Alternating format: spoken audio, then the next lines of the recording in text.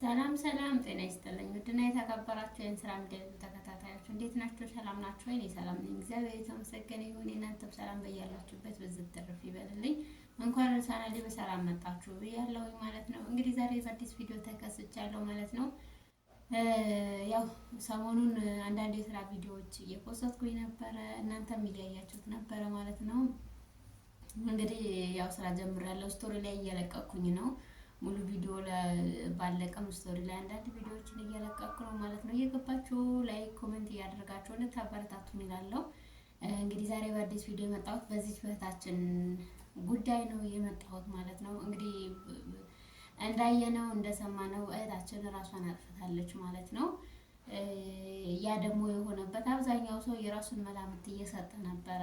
በኮመንት ነው በምንድን ነው እያለ ነበረ ማለት ነው። ነገር ግን ኦሮምኛ የተናገረችውን የተረጎሙ ሰዎች እንደዚሁም ደግሞ ብዙ ሰዎች በኮመንት እንዳልሆነ በራሷ ባለችበት በህይወቷ በዙሪያ ባሉ ነገሮች ተስፋ ቆርጣ እንደሆነ ከንግግሯ ሲያካፍሉን ነበረ፣ በጽሁፍም በቪዲዮም ማለት ነው። እኔም ከዛ የተረዳሁትን ለመናገር ፈለኩኝ ማለት ነው። ዝም ብዬ ማለፍ አልፈለኩኝም። እሱ ምንድነው? አንደኛ አብዛኞቻችሁ በኮመንት ነው ሰዎች የማይሆን መጥፎ ኮመንት እየሰጧት ስለሆነ ነው ምናምን እያላችሁ ነበረ ብዙዎቻችሁ ማለት ነው። እዚህ ጋር አብዛኛው የሚዲያ ተጠቃሚ ወይም ደግሞ የሚዲያ ሰው ጥሩ ኮመንትም መጥፎ ኮመንትም እንዳለ አምኖበት ስነልቦናውን አሳምኖ ነው የሚመጣው ማለት ነው። ምክንያቱም የሰው ኮመንት ሊያደክማችሁ ይችላል፣ ሊያበሳጫችሁ ይችላል። ነገር ግን ራስን እስከ ማጥፋት ሊያደርሳችሁ በፍጹም አይችልም። ምክንያቱም ሁሉም ሰው እኔ እዚህ ጋር ሚዲያ ላይ ስመጣ ሁሉም ሰው ይቀበለኛል፣ ሁሉም ሰው ትክክል ነሽ ይለኛል ብዬ አይደለም የመጣሁት። የሚቀበለኝ እንዳለ ሁሉ የማይቀበለኝም አለ ማለት ነው። ስለዚህ የሁሉም ሰው ኮመንት፣ የሁሉም ሰው አስተያየት፣ የሁሉም ሰው አቀባበል እኩል ይሆናል ብላችሁ አይደለም ማንኛውም ሰው ወደ ሚዲያ ሲመጣ የሚመጣው ማለት ነው።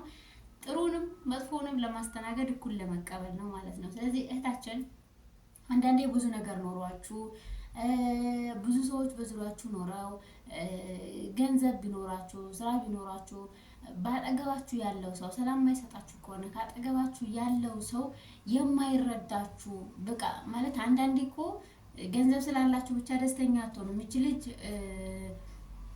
በጣም ፌስቡክ ላይ በጣም ብዙ ሺህ ተከታይ ያላት ወደ 300 ምናምን ሺህ ተከታይ ያላት፣ ቲክቶክ ላይ ወደ 900 ምናምን ሺህ ተከታይ ያላት፣ ማስታወቂያ ትሰራለች። ምሳሌያቸው ኮንተንቶች ኦሮምኛ ናቸው። ግን በኦሮሞ ምንድነው ይሄ ኦሮምኛ በሚከታተሉ ዘንድ ብዙ ተከታይ ያላት፣ ብዙ ተቀባይነት አላት። ኮመንቷም ደግሞ ያን ያህል መጥፎ የሚባል ወይም ደግሞ የሚያሰድባት ነገርም አሰራም። አንዳንዴ በመዝሙር ነው የምትሰራው። እንዳየኋት የፕሮቴስታንት ተከታይ መሰለችኝ፣ እርግጠኛ ባልሆንም ያው መለቃቸው መዝሙሮች ምናምን የነሱ ስለሆኑ ማለት ነው።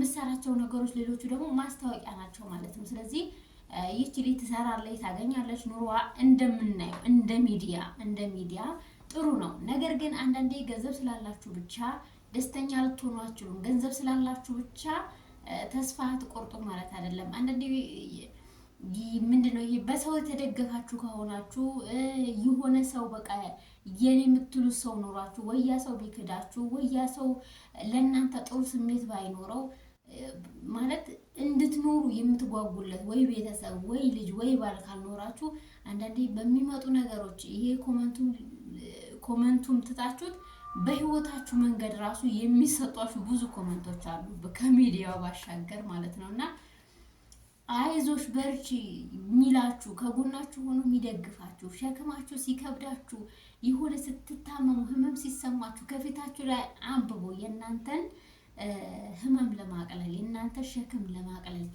የሚጠራላችሁ ሰው ከሌለ በራሳችሁ ላይ ተስፋ ትቆርጣላችሁ ማለት ነው። አንዳንዴ የሆነ የምትወዱት ሰው እንኳን ካለ ያ ሰው እንዳይጎዳብኝ እናት ልትሆን ትችላለች፣ አባት፣ እህት፣ ወንድም ማንኛውም ሰው ሊሆን ይችላል ማለት ነው። በዙሪያችሁ ያለ ሰው ግን እነዛም እንደ አንድ እነዛም የማይረዷችሁ በቃ ድካማችሁን መድከማችሁን መዛላችሁን የማያዩላችሁ አንዳንዴ የሆነ ለሰው ነግራችሁት የማይረዳችሁ የለም። ለሰው ነግራችሁት የሆነ ህመማችሁን አካፍላችሁት ካልተረዳችሁ በቃ ተስፋ ትቆርጣላችሁ። በቤተሰቦቻችሁ ተስፋ ልትቆርጡ ትችላላችሁ። በትዳራችሁ፣ በባላችሁ፣ በሁሉም ተስፋ ልትቆርጡ ትችላላችሁ። ነገር ግን በዚህ ተስፋ መቁረጥ መሀል ፈጣሪያችሁን ማሰብ መቻል አለባችሁ። አንዳንዴ እንደዚህ ጭንቅ ብላችሁ በጣም ሸክም ከብዷችሁ በቃ የሆነ ህይወታችሁን ምስቅልቅል ብሎ ማለት ለሰው ጥሩ ኑሮ እየኖራችሁ ሊመስል ይችላል። ለሰዎች መንገዳችሁ ጥሩ ሊመስል ይችላል። ግን እናንተ በውስጣችሁ የያዛችሁ ሸክም፣ የተሰበራችሁበት፣ የተጎዳችሁበት ነገር ሲኖር ወደ ፈጣሪ ጠጋ ብላችሁ አልቅሳችሁ ለሱ ስትነግሩት እናንተ እፎይ ትላላችሁ፣ የሆነ ትተነፍሳላችሁ። በተለይ እንደ ክርስቲያን ወደ ቤተክርስቲያን ጠጋ ብላችሁ በቃ ዝም ያለ ቦታ የለም፣ ዝም ያለ ቦታ ሆናችሁ የውስጣችሁን በቃ የከበዳችሁን ይሄ ከብዶኛል ብላችሁ ለፈጣሪያችሁ ስትነግሩት ሸክማችሁ ይቀልላችኋል፣ እናንተን ታርፋላችሁ። ነገር ግን አንዳንዴ የፈጣሪ ማለት ወደ ፈጣሪ ያልተጠጋን ከሆነ ፈጣሪያችንን የማናስብ ወይም ደግሞ እግዚአብሔርን የሰጠንን ነፍስ እንድንቆይባት የተሰጠችንን እድሜ ማናስባት ከሆነ በዙሪያችን ባሉ ሰዎች በምንም ይሁን በእናት አባት ሊሆን ይችላል፣ በእህት በወንድም በባል የሆነ ሰዓት ተስፋ ትቆርጣላችሁ። የሆነ ሰዓት አንዳንዴ በአንድም በሌላም መንገድ ይሆንና የሁለታቸውም አመለካከት ወይም ደግሞ በእናንተ ላይ ያለው ጫና ተመሳሳይ ሊሆን ይችላል። ስለዚህ በዛን ሰዓት በራሳችሁ ላይ ለመፍረድ ታስባላችሁ ማለት ነው። ነገር ግን እንደኔ ያ መፍትሄ አይደለም። ይህች እህታችን አሁን በጣም ወጣት ናት፣ በጣም ስማርት ናት። የምሰራቸው ቪዲዮዎች የምሰራቸው ኮንተንቶች የቪዲዮዎቿ ጥራት ያለችበት ሁኔታ ኮንፊደንሷ በጣም የሚገርም ነው። ያላት ኢነርጂ ይጋባል። የሚገርማችሁ ነገር ቪዲዮዎቿን ገብቼ እያየሁ ነው። እኔ አላውቃትም፣ ከዚህ በፊት አይቻት አላውቅም ነበርና በጣም ነው የገረመኝ። ማለት የሰው ልጅ ውስጡ ላይ ብዙ ሸክም ኖሮ ሰው የሚያየው የጥርሱን ፈገግታ ፊታችሁ ላይ ያለው የኑሯችሁ ነው። ግን የውስጣችሁ ህመም የሚረዳችሁ ሰው ላታገኙ ትችላላችሁ። እና ኢነርጂዋ በቃ ማለት ወደዚህ የምትሄድ ጭራት አይመስልም። የምሰራቸው ኮንተንቶች ማስታወቂያ ትሰራለች፣ ኑሯ ትዳርም ይዛለች። በቅርብ ነው ያገባችው።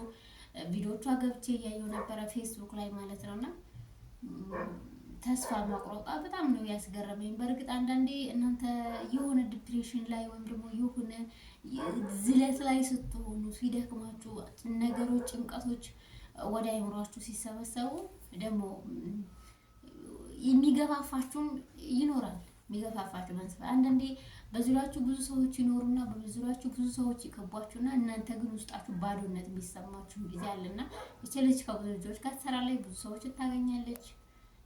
ነገር ግን እንግዲህ ውስጧ ላይ የከበዳትን ወይም ደግሞ ይሄ የውስጧን ህመም የውስጧን ሸክም ወይ ተናግራ የሚረዳት አላገኘችም፣ ወይ ደግሞ እንዲህ በግልጽ የምትነግረው ሰው የላትም ብዬ ነው እንደኔ ማሰበው፣ የሞተችበት ምክንያት ማለት ነውና በኮመንት በፍጹም ሊሆን አይችልም። ምክንያቱም ኮመንት ሚዲያ ላይ ስንመጣ ማናችንም ማለት ነው ማናችንም መጥፎ ኮመንቶች እንደሚሰጡን አስበን አምነንበት ነው ማለት ነው።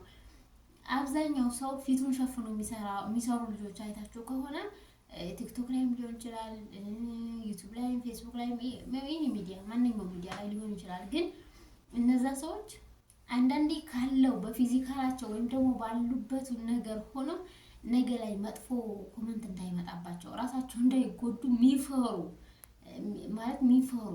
ሰዎች ወይም ደግሞ ይሄ ኮንፊደንስ ከሌላቸው በቪዲዮ ሊወጡላቸው አይችሉም ማለት ነው። እንደነዚህ አይነት ሰዎች የሆነ ቀን ሲገለጡ ይሰበራሉ።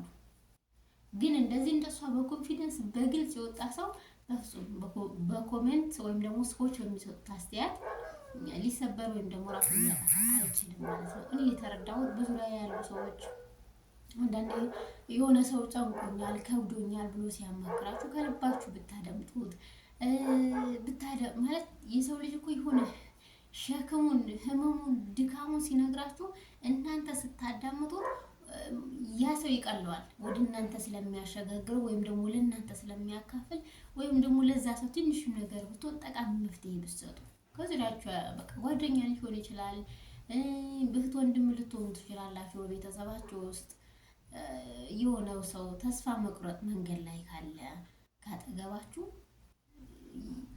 ብታግዙት በቃ ማለት ከዛ ዲፕሬሽን ከዛ ጭንቀት ከዛ ህመም የሚወጣበት መንገድ ብታሳዩት በምትችሉት አቅም ከጣራችሁ ያ ሰው ደግሞ በቃ የሚረዳኝ ሰው አለ፣ የሚያዳምጠኝ ሰው አለ፣ ለኔ የሚያስብ ሰው አለ ይላል እና ከእንደዚህ አይነት ከራስ ማጥፋት ይቆጠባል ማለት ነው። በኮመንት ላይ ደግሞ በረከትሽ ይደርብን እንዲህም በቅርብ ወደዛ ምናምን የምትሉ ሰዎች እናንተ በዚህ ምድር ላይም ደክሟችሁ በዚህ ምድር ላይም ሳታርፉ በሰማይ ቤታችሁም ሌላ እሳት ነው የምታዘጋጁት። ስለዚህ ይሄ ያላችሁበት ራሱ ፈጣሪ ይቅር እንዲላችሁ ቀሪው ደግሞ እድሜያችሁን የተስተካከለ እንዲሆንላችሁ እየጸለያችሁ በየእምነታችሁ አይምሯችሁን ወደ ደህና ነገር ብትመልሱ ትላለሁ ማለት ነው። እግዚአብሔር አምላክ እንደዚህ አይነት ተስፋ ከመቁረጥ ይጠብቀን። ሀገራችን ኢትዮጵያ ሰላም ያድርግልን። በሌላ ቪዲዮ እስከምንገናኝ ድረስ